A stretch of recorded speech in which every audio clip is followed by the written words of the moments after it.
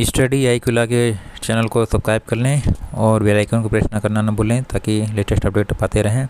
Discuss करने जा रहे हैं PIL का सबसे इम्पोर्टेंट जजमेंट। बंधुआ मुक्ति मोर्चा बनाम भारत संघ और अन्य AIR 1984 SC 802। सुप्रीम कोर्ट ने बाल श्रम को समाप्त करने के निर्देश दिए। इन आदेशों के परिणाम स्वरूप अंततः बाल श्रम निषेध और विनियमन अधिनियम 1986 को अधिनियमित किया है। काफ़ी इम्पोर्टेंट जजमेंट है ये PIL का, इसको ज़रूर नोट डाउन करें। एग्ज़ाम में के पॉइंट ऑफ व्यू से ज़रूर आता है ये।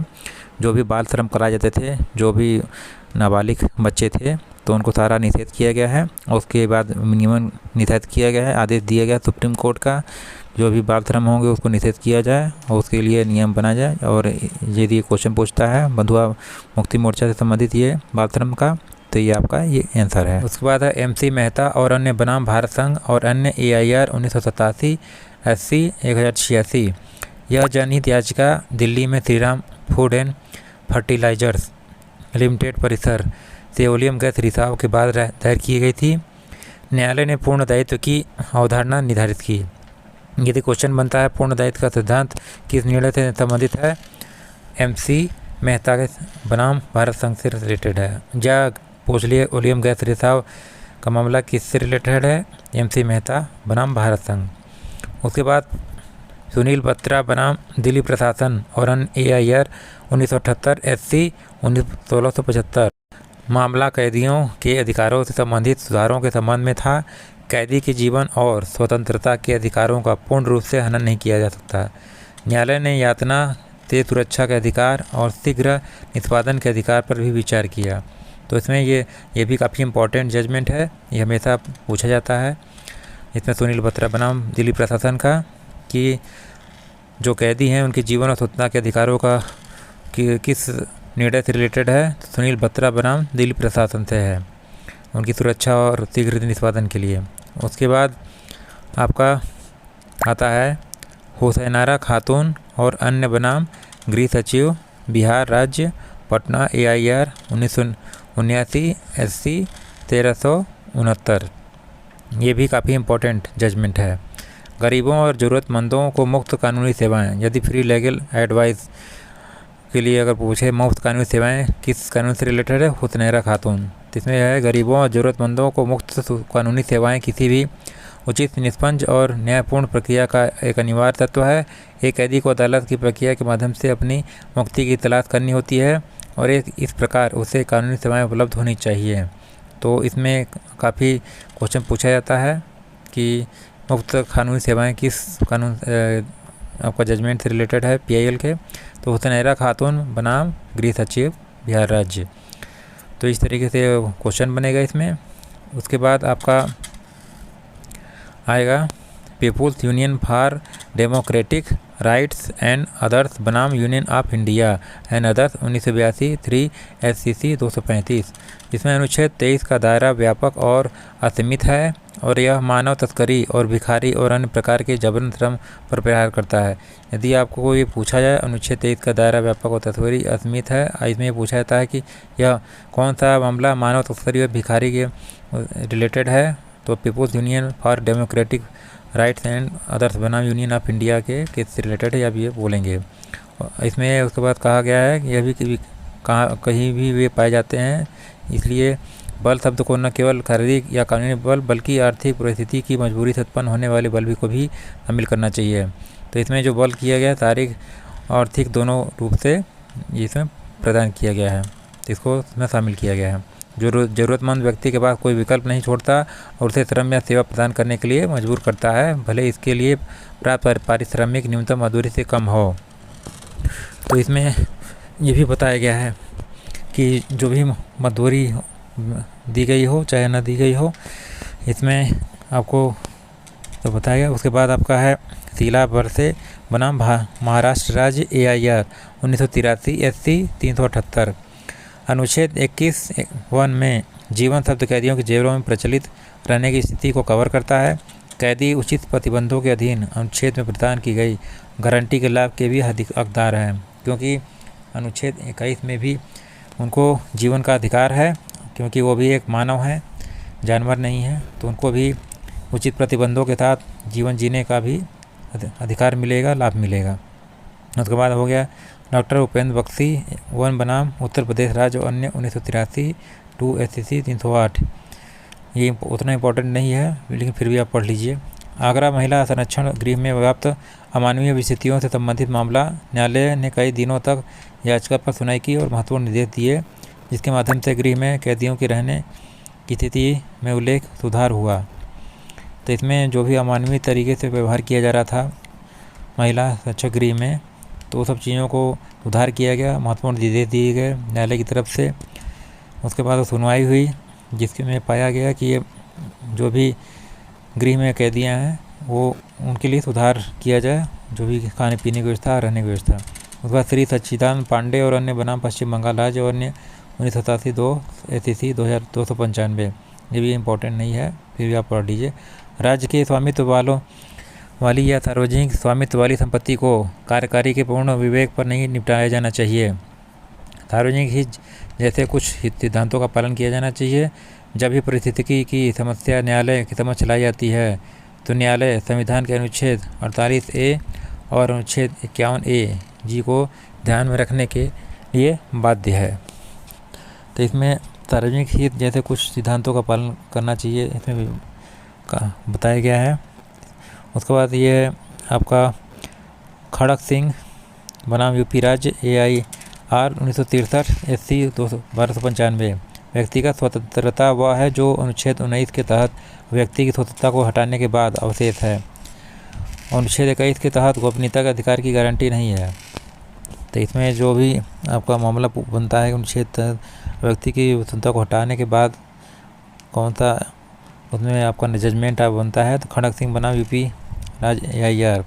फिर उसके बाद है ओल्गा टोलिस बनाम Bombay municipal corporation AIR 1986 SCC 180। Supreme court ने माना कि आजीविका का जीवन अधिकार जीवन के अधिकार में शामिल है, क्योंकि कोई भी व्यक्ति जीवन जीने के साधन यानी आजीविका के साधन के बिना नहीं रह सकता। यह स्ट्रीट वेंडर का मामला है।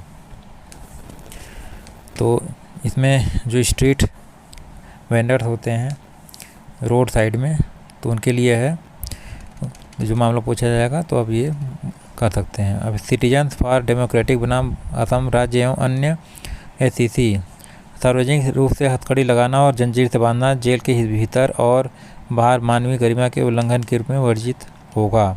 तो इसमें कहा गया है कि सार्वजनिक रूप से हथकड़ी लगाना और जंजीर से बांधना जेल के भीतर और बाहर मानवीय गरिमा का उल्लंघन है।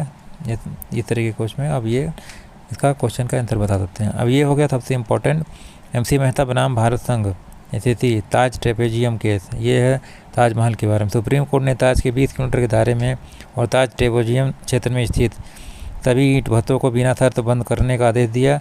इस मामले में ने राष्ट्रीय विरासत को शामिल करते हुए पर्यावरण की अवधारणा का विस्तार किया और अनुच्छेद 32 के तहत दायरे का भी विस्तार किया, क्योंकि इसमें कहा गया था कि विदेशियों को भी हमारी राष्ट्रीय विरासत का आनंद लेने का अधिकार है और इसलिए उनके अधिकारों की रक्षा की जानी चाहिए।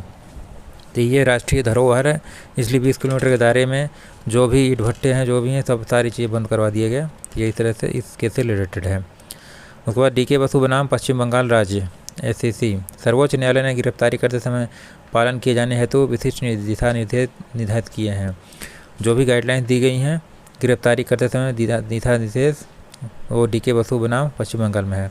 उसके बाद है अविनाश मेहरोत्रा बनाम भारत संघ एवं अन्य SCC। भारत के सर्वोच्च न्यायालय ने शिक्षा के अधिकार की व्याख्या स्कूलों में सुरक्षित वातावरण के प्रावधान के अधिकार के रूप में की तथा स्कूलों पर कुछ अग्नि सुरक्षा सावधानियों का पालन करने का दायित्व लगाया, जिनका विवरण निर्णय में दिया गया था।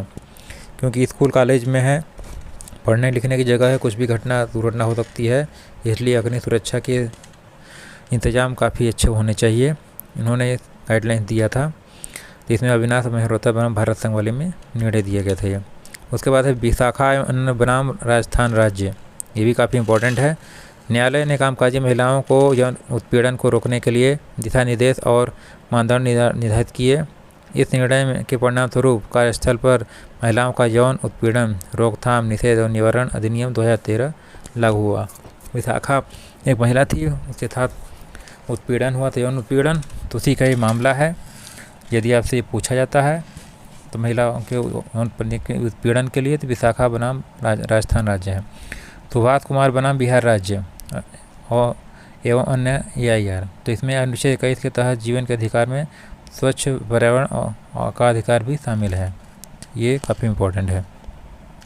फिर हो गया MC मेहता बनाम भारत संघ और अन्य 1988 ACC। गंगा जल प्रदूषण मामला। जल अधिनियम के तहत पर्याप्त प्रावधानों के बावजूद कानपुर महापालिका ने प्रदूषण को रोकने के लिए आवश्यक कदम नहीं उठाया। सुप्रीम कोर्ट ने इसके लिए उसे निर्देश जारी किया। गंगा के किनारे रहने वाले लोगों के अधिकारों को प्रदूषण से बचाना चाहिए। तो सुप्रीम कोर्ट ने ये गाइडलाइन जारी किया था। ये यदि पूछा जाता है गंगा जल प्रदूषण मामला कौन से निर्णय से रिलेटेड है, तो MC मेहता बनाम भारत संघ से रिलेटेड है। आपको इसके बाद है वेल्लोर सिटीजन वेलफेयर फोरम बनाम भारत संघ और AIR। न्यायालय ने स्टॉकहोम घोषणा और रियो घोषणा में दोहराई गई सतत विकास की अवधारणा पर चर्चा की। कहा कि यह अंतर्राष्ट्रीय प्रथागत कानून का एक हिस्सा है। विकास को पारिस्थितिकी की चिंताओं के साथ संतुलन करने की आवश्यकता पर जोर दिया। साथ ही यह भी फैसला सुनाया कि प्रदूषण फैलाने वाले को भुगतान करना होगा और एहतियात सिद्धांत देश के कानून का एक हिस्सा है कि जो भी प्रदूषण फैलाएगा उसको ये भुगतान करना पड़ेगा। उन्होंने ये फैसला सुनाया था। स्टॉकहोम घोषणा और रियो घोषणा में ये काफ़ी चीज़ें विकास के लिए की गई थी कि विकास करिए, लेकिन प्रदूषण यदि आप करेंगे तो उसका भुगतान भी आप करेंगे। तो इस जो मामला पूछेगा तो वेल्लोर सिटीजन वेलफेयर से रिलेटेड है। वह ध्वनि प्रदूषण के संबंध में AIR। ध्वनि प्रदूषण से मुक्ति संविधान के अनुच्छेद 21 के तहत जीवन के अधिकार का एक हिस्सा है। क्योंकि ध्वनि प्रदूषण से काफ़ी समस्याएं उत्पन्न हो जाती हैं, लोगों को सुनाई देना कम हो जाता है। तो ये सब ध्यान में रखने वाली चीज़ है कि अनुच्छेद 21 के तहत जीवन के अधिकार में का हिस्सा है ध्वनि प्रदूषण के संबंध में AIR। उसके बाद विनीत नारायण एवं अन्य बनाम भारत संघ एवं अन्य AIR। यह मामला भारत में हवाला घोटाले से संबंधित है। यदि कोई पूछे कि हवाला घोटाले किससे संबंधित है, तो विनीत नारायण एवं अन्य बनाम भारत संघ से रिलेटेड है, जिसमें संदिग्ध आतंकवादियों से जुड़े वित्त पोषक स्रोत से कई उच्च पदस्थ भारतीय राजनेताओं, जिसमें बड़े बड़े राजनेता भी शामिल थे, और नौकरशाहों को संभावित रिश्वत भुगतान का खुलासा हुआ। न्यायालय ने CBI की स्वतंत्रता और सत्यता सुनिश्चित करने के लिए दिशा निर्देश निर्धारित किए और आदेश दिया कि CBI को केंद्रीय सतर्कता आयोग CBC की निगरानी में रखा जाए, जो एक स्वतंत्र सरकारी एजेंसी है जिसका उद्देश्य कार्यकारी नियंत्रण का या हस्तक्षेप से मुक्त होना है, क्योंकि वो सबसे ऊपर है, निष्पक्ष रूप से जांच कर सके, उसके लिए स्वतंत्रता उसे प्रदान की जाए। तो ये क्वेश्चन आता है उस तरीके से है। Centre for public interest litigation बनाम यूनियन ऑफ इंडिया। यह जनहित याचिका जनवरी 2008 में 2G सेवाएं प्रदान करने के लिए संचार और सूचना प्रौद्योगिकी मंत्रालय द्वारा लाइसेंस रेडियो स्पेक्ट्रम के गलत आवंटन से उत्पन्न हुई थी। यदि 2G का कोई केस अगर पूछता है किससे रिलेटेड है, centre for public interest litigation से रिलेटेड है, सूचना प्रौद्योगिकी का। निजी प्रतिवादियों को दिए गए लाइसेंस और लाइसेंसधारियों को बाद में स्पेक्ट्रम के आवंटन को अवैध घोषित कर दिया गया और उन्हें रद्द कर दिया गया। ट्राई द्वारा नई सिफारिशों के आधार पर 2G सेवाओं के लिए नए सिरे से लाइसेंस देने और स्पेक्ट्रम के आवंटन के लिए निर्देश दिया है। तो इस तरीके से है। उसके बाद Indian council for enviro legal action बनाम union of India and others. Bichhri case है। यदि आपसे पूछता है बिछड़ी केस से रिलेटेड है, Indian council for enviro legal action बनाम यूनियन ऑफ इंडिया से। ये बिछड़ी गांव के निवासियों का मामला है। निवासियों की ओर से एक NGO द्वारा जहरीले अपशिष्टों का उत्पादन करने वाले रासायनिक औद्योगिक संयंत्रों के खिलाफ मामला है। सरकार ने अनुच्छेद 21 के तहत नागरिकों के स्वस्थ पर्यावरण के अधिकारों की रक्षा के लिए आवश्यक कार्रवाई नहीं की थी और इस प्रकार अनुच्छेद 32 के तहत हस्तक्षेप करना सर्वोच्च न्यायालय पर निर्भर करता है। औद्योगिक संयंत्रों पर सख्त और पूर्ण दायित्व लगाया गया और अन्य दिशा निर्देश जारी किए गए। तो इसमें ये बिछड़ी का गाँव के निवासी हैं भाई, इसमें जहरीले अपशिष्टों का उत्पादन किया गया था। तो ये सब इस तरह की है। उसके बाद है मध्य प्रदेश राज्य बनाम नर्मदा बचाओ आंदोलन। जनहित याचिका सरदार सरोवर बांध के निर्माण के कारण विस्थापित हुए लोगों के पुनर्वास के बारे में थी। न्यायालय ने प्रत्यक्ष पक्ष राज्य में शिकायत निवारण प्राधिकरण GRA के माध्यम से बांध की ऊंचाई बढ़ाने के साथ साथ पुनर्वास की प्रगति की निगरानी करने के लिए एक तंत्र शुरू किया। जो भी विस्थापित लोग हैं वहाँ के बाढ़ की स्थिति को देखते हुए तो इस तरीके से नर्मदा बचाओ। उसके बाद है मनोहर लाल शर्मा बनाम प्रमुख सचिव। न्यायालय ने 1993 से 2009 के बीच कोयला आवंटन को अवैध मनमाना अपारदर्शी और किसी भी प्रक्रिया से रहित घोषित किया है। ये मामला है आपका। मुखपात्र आर.के. गर्ग बनाम भारत संघ AIR। विशेष वाहक बांड प्रतिरक्षा और अपवाद अधिनियम 1981 की संवैधानिकता वैधता को इस आधार पर चुनौती दी गई थी। इसने उन लोगों के बीच अनुचित वर्गीकरण किया है जो अवैध रूप से कर का भुगतान नहीं करते हैं और जो कानून का पालन करते हैं। सुप्रीम कोर्ट ने कानून को बरकरार रखा, माना कि किसी कानून की संवैधानिक वैधता का फैसला करते समय नैतिकता पर विचार नहीं किया जाना चाहिए। तो इस तरीके से प्रतिरक्षा और अपवाद विशेष वाहक बांड किससे रिलेटेड है? आर.के. गर्ग बनाम इससे रिलेटेड है। फिर उसके बाद है मोहम्मद हारून बनाम भारत संघ। ये जनहित याचिका मुजफ्फरनगर और आसपास के इलाकों में सांप्रदायिक हिंसा के संबंध में थी और इसमें इन दंगों के पीड़ितों की बिगड़ती स्थिति पर जोर दिया गया था। सुप्रीम कोर्ट ने उत्तर प्रदेश राज्य को निर्देश दिया कि वह भोजन और पानी की आपूर्ति के बिना फंसे सभी लोगों की तत्काल देखभाल करे और केंद्र सरकार के साथ मिलकर सभी आवश्यक सहायता प्रदान करते हुए राहत शिविर स्थापित करे। इसमें जनहित याचिका है मुजफ्फरनगर और आसपास के लोगों को। उसके बाद है अजय बंसल बनाम भारत संघ। जनहित याचिका बाढ़ के कारण गंगोत्री नदी और उसके आसपास फंसे लोगों को राहत प्रदान करने से संबंधित थी। सर्वोच्च न्यायालय ने जनहित याचिका का दायरा बढ़ाकर उत्तराखंड राज्य के सभी प्रभावित क्षेत्रों को कवर किया। न्यायालय ने निर्देश दिया कि सभी प्रभावित व्यक्तियों के लिए संबंधित जिलों के जिला मजिस्ट्रेट द्वारा उन्हें भोजन, दवा, पेयजल और जहाँ भी आवश्यक हो ईंधन सहित अन्य आवश्यक चीज़ें देकर तत्काल राहत प्रदान की जाती रहेगी। तो इसमें ये मामला है अजय बंसल बनाम भारत संघ कि जो भी आसपास के लोग फंसे हैं गंगोत्री नदी की जो बाढ़ आई है तो उसका दायरा बढ़ा के वहाँ तक ले गए। फिर लक्ष्मी बनाम भारत संघ। जनहित याचिका में महिलाओं पर एसिड हमलों के संबंध में जहर अधिनियम 1919 के तहत कड़े नियमों की आवश्यकता पर प्रकाश डाला है। एसिड अटैक वाला मामला है, इसमें लक्ष्मी बनाम भारत संघ से है। सर्वोच्च न्यायालय ने एसिड हमले के पीड़ितों के उचित उपचार, देखभाल और पुनर्वास तथा एसिड हमले के पीड़ितों की जरूरत और राज्य द्वारा एसिड पीड़ितों को दिए मुआवजा या एसिड हमले के पीड़ितों को मुआवजे के भुगतान के लिए एक अलग कोष बनाने के उपाय बताए हैं। जिसमें उन्हें बताया है न्यायालय ने। इसके बाद है SP गुप्ता बनाम भारत संघ। ये भी काफ़ी इंपॉर्टेंट जजमेंट है। सुप्रीम कोर्ट ने बार एसोसिएशन को जनहित याचिका दायर करने का अधिकार दिया। इस मामले में न्यायाधीशों के स्थानांतरण की प्रक्रिया को चुनौती देने में उनका वैध हित था। इसमें पूछा जाता है जनहित याचिका दायर करने में कौन सा निर्णय दिया गया है। SP गुप्ता बनाम भारत संघ। उसका खत्री बनाम बिहार राज्य। संविधान के अनुच्छेद 14, 19 और 21 के तहत भागलपुर सेंट्रल जेल में कैदियों के मौलिक अधिकारों के उल्लंघन का आरोप लगाते हुए सुप्रीम कोर्ट में एक रिट याचिका दायर की गई थी और कोर्ट ने उनके बचाव में कदम उठाया। कोर्ट ने बहुत ही स्पष्ट शब्दों में जनहित याचिका को लागू करने की आवश्यकता पर जोर दिया और कहा कि कोर्ट को जीवन और व्यक्तिगत स्वतंत्रता के सबसे कीमती मौलिक अधिकार को सही साबित करने के उद्देश्य से नए उपकरण बनाने और नए उपाय तैयार करने के लिए तैयार करना चाहिए। तो इसमें काफ़ी अच्छी चीज़ें हैं। इसमें अनुच्छेद 14, 19 और 21 के तहत किया गया था मौलिक अधिकारों से। तो अब ये क्वेश्चन आएगा तो खत्री बनाम बिहार राज्य से रिलेटेड है। ये रिट याचिका दायर की गई थी।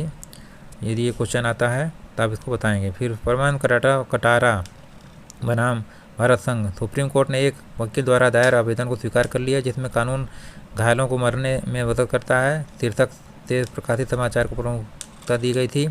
चिकित्सा कानूनी मामलों के संदर्भ में सर्वोच्च न्यायालय ने घायल व्यक्तियों को जीवन बचाने के लिए तत्काल चिकित्सा सहायता प्रदान करने की आवश्यकता उस संबंध में राज्य के साथ साथ डॉक्टरों के दायित्व पर जोर दिया, क्योंकि जब कोई घायल रहता है तो उनके बचाव में सबसे सर्वोपरि है। जिसमें परमान कटारा का मामला है।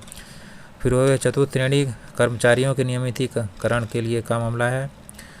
इलाहाबाद उच्च न्यायालय द्वारा स्वप्रेरणा से दायर जनहित याचिका में इलाहाबाद उच्च न्यायालय में कार्यरत 355 दैनिक मजदूरों के नियमितीकरण की वैधता की जांच की गई। उच्च न्यायालय का मानना था कि हालांकि सेवा मामलों में जनहित याचिकाएं तब शायद ही स्वीकार होती हैं, लेकिन वर्तमान मामले में यह स्वयं उच्च न्यायालय का मामला था जिसे न्यायाधीशों ने उच्च न्यायालय के कार्यबल से संबंधित एक जटिल समस्या को हल करने के लिए नोटिस किया था।